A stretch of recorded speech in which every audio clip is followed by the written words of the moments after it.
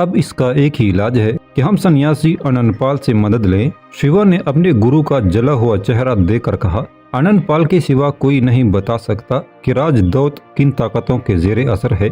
सन्यासी अनंतपाल एक तारकुद दुनिया और इंतहाई शरीफुल नफ्स इंसान था। यही वजह थी कि रामदेव जैसा शख्स सन्यासी से नफरत करता था, मगर मजबूरियां उसे अनंतपाल के दरवाजे तक ले गईं। रामदेव के हमरा शाही रथ में बैठकर जैन के 7 मंदिरों से गुजरता हुआ श्याम के पास पहुंचा। शिवा बुझे दिल के साथ रथ से नीचे उतरा और मंदिर में चला गया। बेशतर पुजारी जमीन पर पड़े सो रहे थे, मगर कोई कोई दर्द का मारा जाग रहा था और अपने घनश्याम को पुकार रहा था। शिवा ने उसी जागने वाले से सन्यासी अनंतपाल के बारे में पूछा। पुजारी ने एक कमरे की तरफ इशारा करते हुए बताया कि सन्यासी जी उसी कमरे में दिन रात बंद पड़े रहते हैं, कभी कभी बाहर निकलते हैं, इत्तेफाकन किसी शख्स से बातचीत कर लेते हैं, वरना उनके रोज शब खामोशी और गोशा नशीनी में गुजर जाते हैं। रामदेव ने तो अपने तकब्बर के नशे में अनंतपाल की शख्सियत को जुटला दिया था, मगर शिवा इस रहमदिल सन्यासी के मकाम से कुछ वाकिफ था, इसलिए डरता हुआ आगे बढ़ा और फिर आहिस्ता से अनंतपाल के कमरे के दरवाजे पर दस्तक दी। अनंतपाल जाग रहा था। सन्यासी ने चाहा कि वो दस्तक का जवाब न दे, मगर ये सोच कर के आधी रात को दुश्वार तरीन रास्ता तय करके आने वाला कोई दुखी इंसान भी हो सकता है। यही सोचकर सन्यासी उठा और उसने दरवाजा खोल दिया। एक दराज कामत सियाह फाम नौजवान अनंतपाल के सामने खड़ा था। शिवा की सूरत देखकर सन्यासी ने कराहियत महसूस की थी, मगर वो अपनी खुश अखलाकी से मजबूर था। मेरे बच्चे, तुम कौन हो और इतनी रात को यहाँ क्यों आए हो? अनंतपाल की आवाज दिल मोह लेने वाली थी।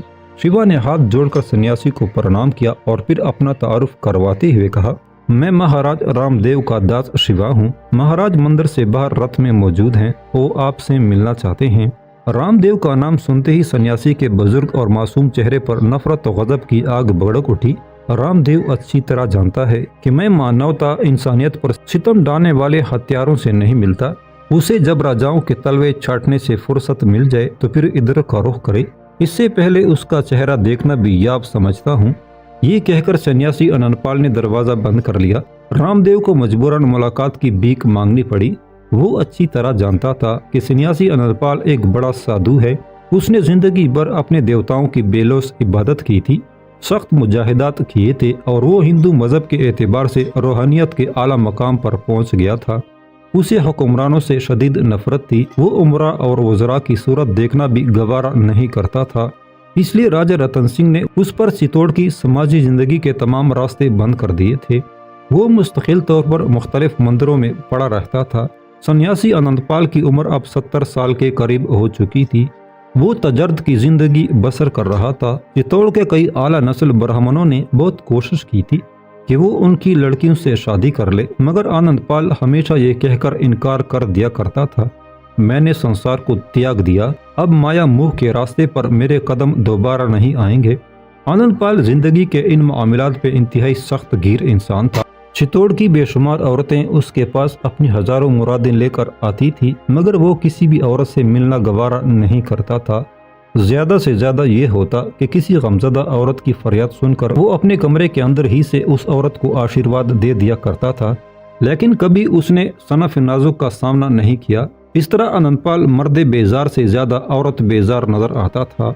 इसी सख्त रियाजत ने अनंतपाल को इंतहाई निडर और बेबाक बना दिया था। वो खुले अल्फाज में राजपूतों के निज़ाम हुकूमत और जबर तशद्दुद पर नुक्ताचीनी किया करता था। बिल आखिर राजा रतन सिंह ने एक फरमान जारी कर दिया था, जिसके तहत अनंतपाल दूर दराज के मंदिरों में जिंदगी गुजार सकता था। इन हदूद से निकलना उनके लिए एक संगीन जुर्म ठहरा था। राजा का मातूब होने के बायस कोई दरबारी अनंतपाल से नहीं मिलता था, मगर आज रामदेव की मजबूरियां उस एक ऐसे शख्स के पास खींच कर लाई थी जो सरजमीनी चित्तौड़ पर सबसे ज्यादा सच बोलने वाला इंसान था, जिससे लोग डरते थे और वो खुद लोगों की मुनाफिकाना जिंदगी का मजाक उड़ाता था। रामदेव इस हकीकत से भी बाखबर था कि अनंतपाल एक बहुत बड़े जोगी अमरपाल का बेटा है। अमरपाल अपने बेटे अनंतपाल से भी ज्यादा सादिक अल कौल और बेबाक था। फिर यही सच्चाई और बेबाकी उसकी मौत का सबब बन गई थी। राजा रतन सिंह के बाप राजा समर सिंह ने हुकूमत वक्त पर कड़ी तनकीद करने के जुर्म में अमरपाल को कत्ल करा दिया था।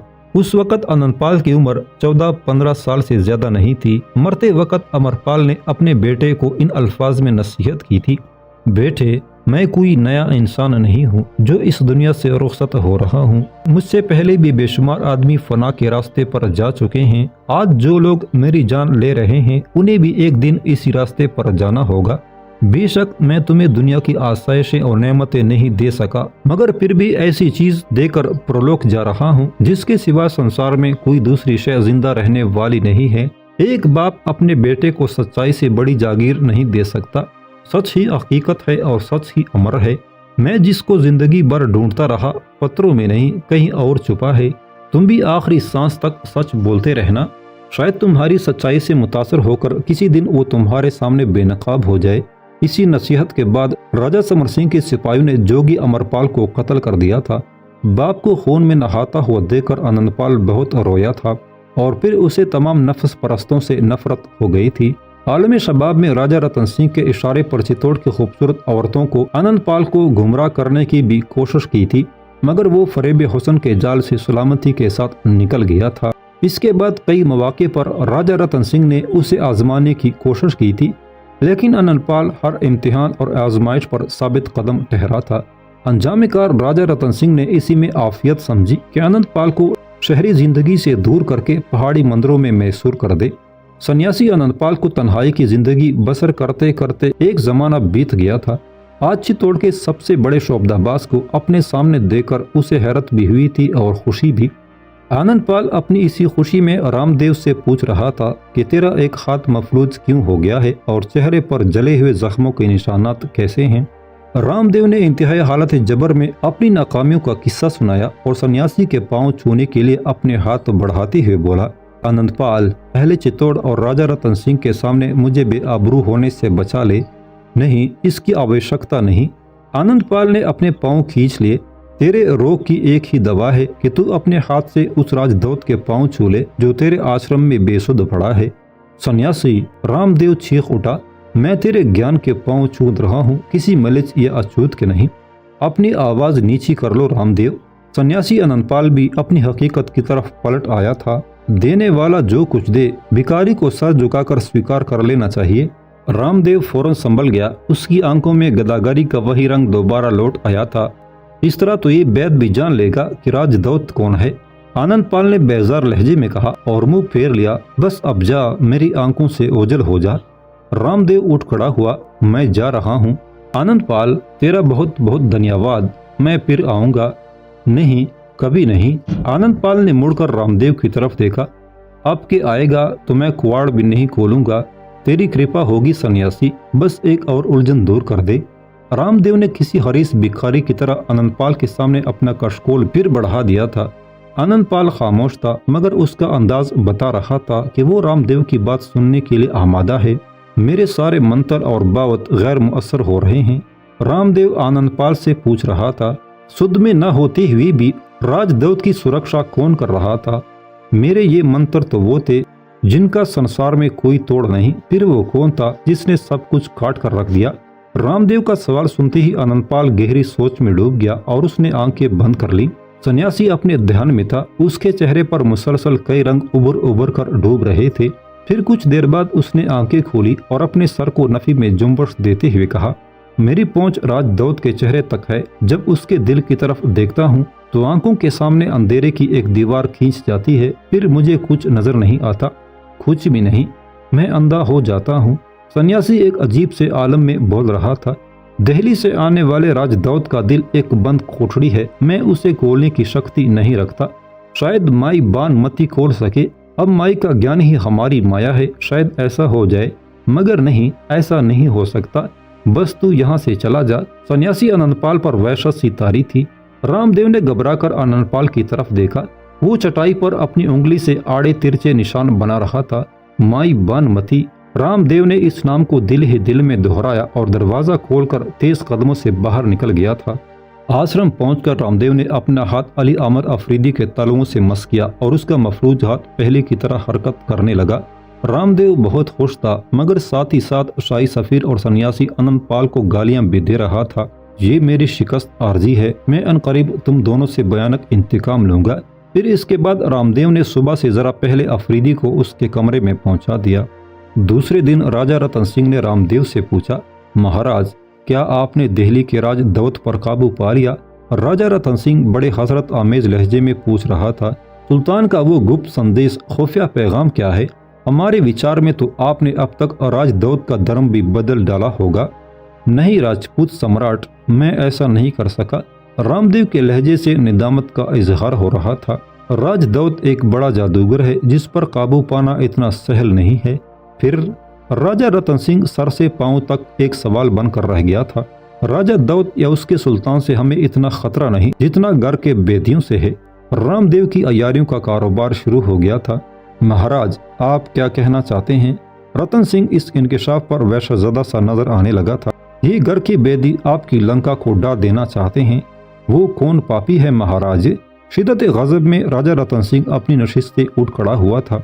मैंने ग्रहण की उस रात को बेकार नहीं गनवाया है सम्राट।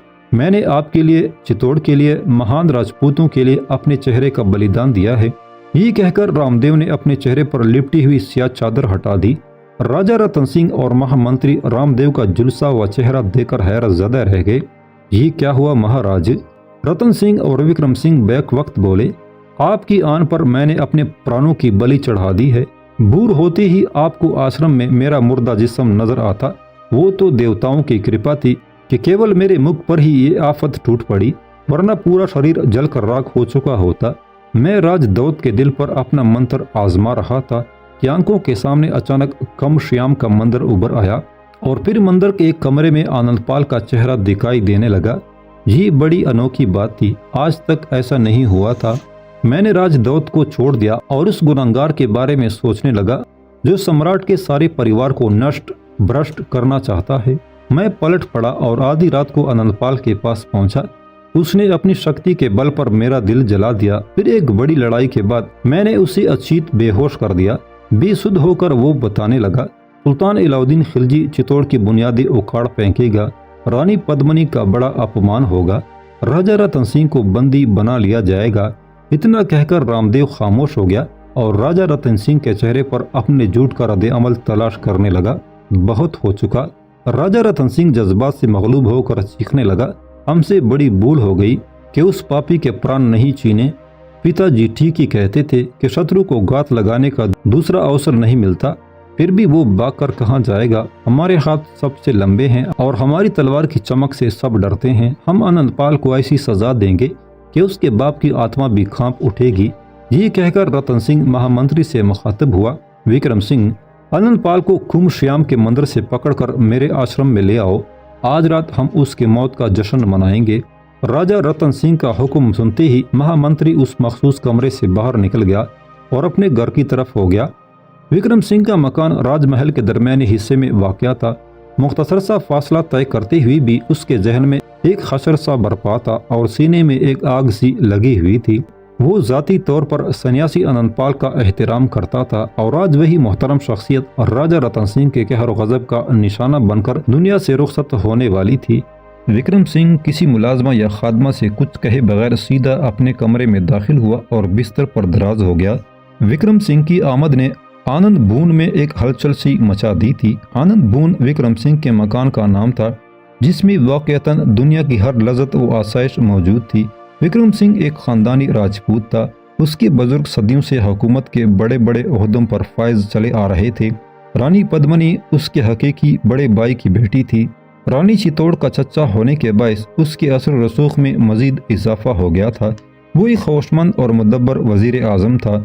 उसने बेशतर मौके पर अपनी फितरी जहानत से कई बिगड़े हुए काम संवारे थे, लेकिन जब से सुल्तान अलाउद्दीन खिलजी का सफ़ीर चित्तौड़ आया था उसी दिन से मसाइल उलझते जा रहे थे और आज विक्रम सिंह के लिए एक अजियतनाक मरहला आ पहुंचा था।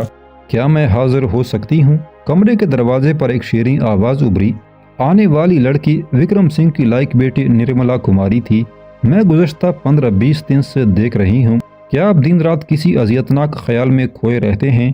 पहले मुझे शक था कि कोई तकलीफ दे मरहला दरपेश है जिसे आप मुझसे छुपाना चाहते हैं, मगर आज बेवकत की आमद और चुपचाप कमरे में दाखिल होकर मैसूर हो जाना इस बात की अलामत है कि वो मसला अपनी उलझनों की इंतहा को पहुंच चुका है। ये कहकर निर्मला कुमारी खामोश हो गई और अफसुर्दा निगाहों से बाप के चेहरे को देखने लगी। आपकी बेपनाह मोहब्बत ने मुझे एक पुरएतमाद जिंदगी बख्शी। अब निर्मला रोने लगी थी और उसकी आवाज़ से लर्जश साफ नुमाया थी। माँ के इंतकाल के बाद आपने उनके हिस्से की मोहब्बत भी मेरे नाम कर दी, हर कदम पर अपने साथ साथ रखा और हर सियासी मसले पर गुफ्तगू करके मुझे हौसला दिया ताकि मैं खारजार ज़िंदगी के मिजाज और मौसम से आशना हो जाऊं। फिर आज आप सोचों का ये अजाब तन्हा क्यों बर्दाश्त कर रहे हैं? क्या अब मैं इस काबिल नहीं रही या वो मसला मेरे जहन की सतह से बुलंद तर है? निर्मला कुमारी ने बड़े दुख भरे लहजे में अपने बाप से सवाल किया। नहीं मेरी बेटी, ऐसा नहीं है। विक्रम सिंह निर्मला कुमारी की दिल पिघला देने वाली गुफ्तगू सुनकर सख्त एस्तराब का शिकार नजर आने लगा। मैंने तुम्हें चित्तौड़ की सियासत से हर कदम पर बाखबर रखा है, मगर इंसान की जिंदगी में कुछ ऐसे लम्हात आ जाते हैं कि बाज़ उमूर को अपने आप से भी छुपाने लगता है। महामंत्री की आंखों में उलझन और परेशानी का गहरा रंग नुमाया था। मैंने कई बार चाहा कि तुम्हें इनकलाब की इन गर्म हवाओं के बारे में भी तफसील से सब कुछ बता दूं जो उन करीब चित्तौड़ का रुख करने वाली है, मगर मैं यही सोचकर खामोश रहा कि कहीं इन हवाओं का जिक्र तुम्हारी आंखों से नींदें न छीन ले और जवानी की वो तमन्नाएं जिनके सीने पर एक जख्म पहले ही लग चुका है कहीं मजीद जख्मों से लाला रंग न हो जाएं। विक्रम सिंह ने बातों ही बातों में अपनी बीवी संध्या कुमारी की मौत का जिक्र कर दिया था। उस वक्त निर्मला कुमारी की उम्र 5-6 साल थी। संध्या के इंतकाल के बाद विक्रम सिंह ने दूसरी शादी नहीं की थी और अपनी अकलौती लड़की निर्मला को मुसलसल 20 साल तक एक बेटे की तरह तरबियत दी थी। चित्तौड़ के विद्वानों यानी आलमों से बेहतरीन तालीम पाई थी और खुद अपनी निगरानी में तमाम फनून जंग सिखाए थे। इसके अलावा विक्रम सिंह फुर्सत के औकात में निर्मला कुमारी से सियासत के मौजू पर भी तफसीली गुफ्तगू करता था। बेटी को ज़माने के नशेब फराज समझाता था और एक रहमदिलाना जिंदगी गुजारने की तलकीन भी करता था। उसे ज़ाती तौर पर राजपूतों के निज़ाम तशद्दुद से सख्त नफरत थी, मगर वक्त ने उसे इक़्तिदार के हाथों का खिलौना बना दिया था। इन मजबूरियों के बावजूद विक्रम सिंह निर्मला कुमारी के मतवाज़न और मुनसिफाना ज़िंदगी के आदाब सिखाता रहता था। मगर जब से अली आमर अफरीदी सुल्तान अलाउद्दीन खिलजी का पैगाम लेकर चित्तौड़ आया था, उस दिन से विक्रम सिंह ने खामोशी अख्तियार कर ली थी। अगर कभी निर्मला ने बाप से इस सियासी सूरत हाल के बारे में कुछ पूछा भी तो उसने ये कहकर टाल दिया कि कोई खास बात नहीं, दिल्ली और चित्तौड़ के सियासी ताल्लुकात का मसला है जो आसानी के साथ हल हो जाएगा। मगर रामदेव की मुदाखलत ने मामलात को इस कदर बिगाड़ कर रख दिया था कि हर गुजरने वाला लम्हा नई सूरत अख्तियार करने लगा और हर सूरत इतनी खौफनाक होती चली गई कि निर्मला से इसका जिक्र करना किसी तरह भी मुनासिब नहीं था। विक्रम सिंह खामोशी से अपने फ़राइज़ अंजाम देता रहा, लेकिन आज जब सन्यासी अनंतपाल की मोहतरम शख्सियत साजिशों का हदफ बन गई तो विक्रम सिंह अपने जज्बात पर काबू न रख सका और उसके चेहरे पर गहरे रंज अलम की परछाइयां रचने लगी। यही वो संगीन साआतें थी जिन्हें निर्मला कुमारी ने अपनी जागती आंखों से विक्रम सिंह के चेहरे पर पढ़ लिया था और बेटी अपने बाप को एक नामालूम अजियत में मुब्तला देकर बेअख्तियार पुकार उठी थी। क्या मैं आपकी बेटी नहीं जो मुझसे इस तरह राजदारी बरती जा रही है? विक्रम सिंह निर्मला के लहजे की शिद्दत को महसूस किए बगैर नहीं रह सका और फिर उसने अपनी बेटी को अली आमर अफरीदी की आमद से लेकर राजा रतन सिंह के मौजूदा फैसले तक तमाम वाक़यात सुना डाले। आप अलाउद्दीन खिलजी के सफ़ीर को रानी पद्मनी के सामने पेश क्यों नहीं कर देते? बेटी, तुम इस नाजुक मामले को नहीं समझती। विक्रम सिंह ने निर्मला कुमारी को टालने की कोशिश की। ये तो बड़ी नादानी है कि हम मफरूजात में उलझकर वक्त बर्बाद करते रहें। निर्मला कुमारी अपनी कम उम्री के बावजूद निहायत मुदब्बराना अंदाज में बोल रही थी। अगर कोई शख्स हमारी मौत की खबर लाता है तो हमें पूरे हौसले के साथ इस खबर को सुनना चाहिए।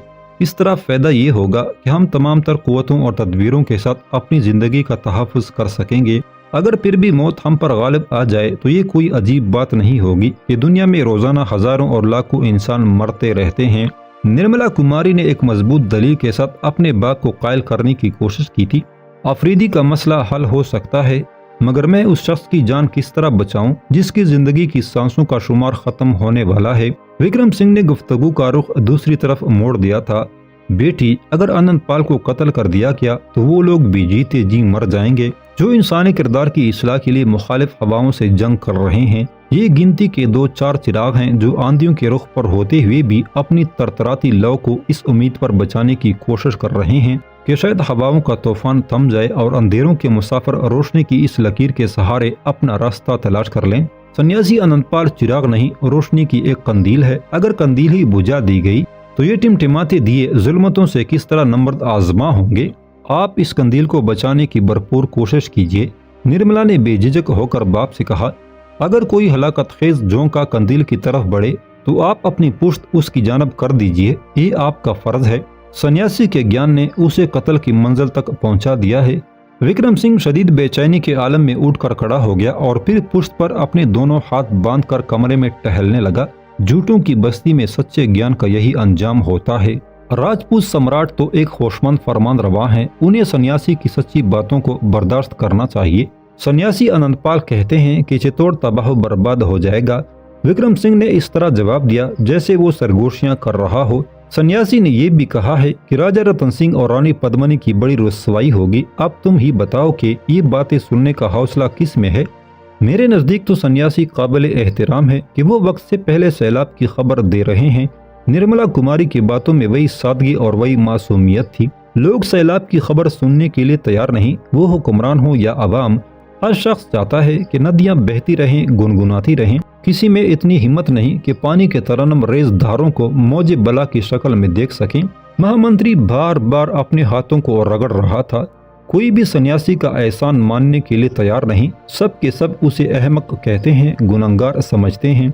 अनंतपाल जैसे पागल को इस होशियार दुनिया से जाना ही होगा। विक्रम सिंह को मुस्तरद देकर निर्मला कुमारी घबरा गई। अगर आप राजा रतन सिंह से सन्यासी के लिए रहम तलब नहीं कर सकते तो मैं रानी पद्मनी से बात कर सकती हूँ, आखिर वो मेरी बहन भी है। नहीं निर्मला, हरगिज नहीं, विक्रम सिंह ने तेज आवाज में कहा। कूचे इख्तिदार में दाखिल होने वाले का किसी से कोई रिश्ता बाकी नहीं रहता। पद्मनी को अपनी नाजो अदा और गरूर शाहाना की नुमाइश ही से फुर्सत नहीं। वो सन्यासी के इसरार को क्या समझेगी। वो तो खुद चाहती है कि सिर्फ उसके इशारों पर नाचने वाले जिंदा रहें। अनंतपाल उसके जुम्बश जिस्म पर रक्स नहीं कर सकता, इसलिए उसे कत्ल ही होना पड़ेगा।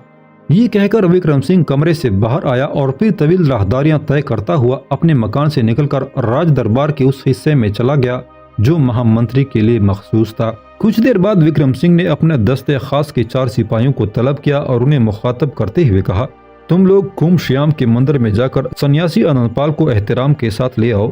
उनके पैरों में बेड़ियां न डालना कि वो कोई मफरूर मुजरिम नहीं, और उन्हें ईजा भी न पहुंचाना कि वो कोई कातिल या गद्दार नहीं।